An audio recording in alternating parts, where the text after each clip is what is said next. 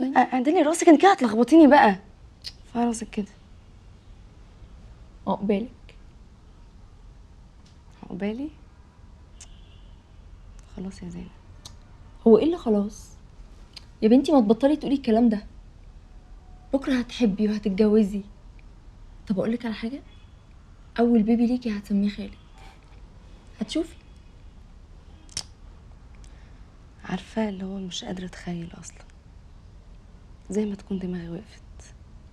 طبيعي انك تحسي الاحساس ده، بس اللي مش طبيعي بقى انك تفضلي بنفس حالتك دي. في ايه يا ابني؟ اطلع بره. بابا وماما الصبح اتخانقوا خناقه كبيره وبابا ساب البيت ومشي. وانا بقول من ساعه ما رجعنا ماما قاعده لوحدها في الاوضه. ما بيجيش من ورا غير المصايب. هو اكيد يا ماما ما كانش يقصد يزعلك. ولا يقصد؟ هو بس تلاقيه من ضغوط الشغل اللي عليه والله. انا هكلمه. ها؟ لا لا لا، اوعى تكلمه. هو كده كده شويه هتلاقيه جاي عشان ميعاد الناس. طيب وليه مش عايز اشوفك في الحاله دي خالص؟ حاضر حبيبي، انا كويت لك قميصك وحضرت لك لبسك، روح البس. قميصي ولبسي طز في كل ده دلوقتي. المهم انتي. انا اتعودت على كده من زمان، العمر الملطشه بتاعته. ابوك قلاب، واول ما بيقلب عليا انا.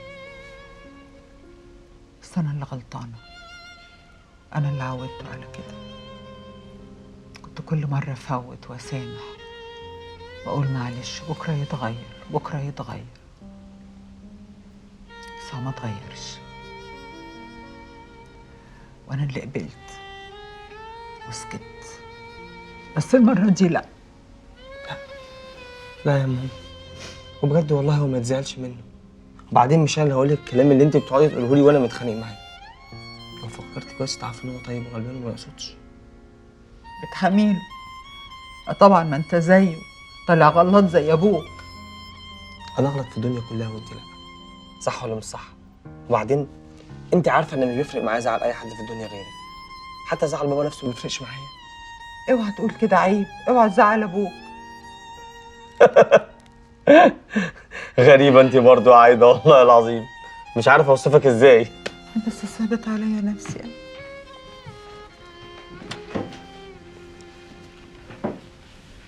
متزعليش.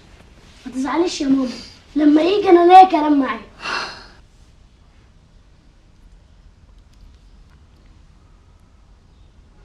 ايوه يا بابا، انت فين؟ أنا داخل على البيت.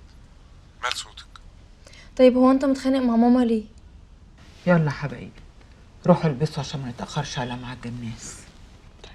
انا رايي نسيب في البيت هيكبر لي. هو مين ده؟ بابا. ويقعد يعمل واجب بدلنا. شفتي بقى؟ سيبي بس بدريه ومرزوق عليه وهم هيتصرفوا معاه. بابا داخل على البيت. ماما انت ازاي ما تقوليش انكم متخانقين مع بعض؟ حياتي عندك ما تزعلي بقى. طب ده انا كنت ناويه من بكره اذاكر عشان افرحك. والله انتوا اللي بتصبروني على الدنيا واللي فيها. وأنا مش بصبرك يا عايدة. أكرم، خدوا اطلعوا على بره وخليهم يلبسوا عشان ما نتأخرش على الناس. حاضر.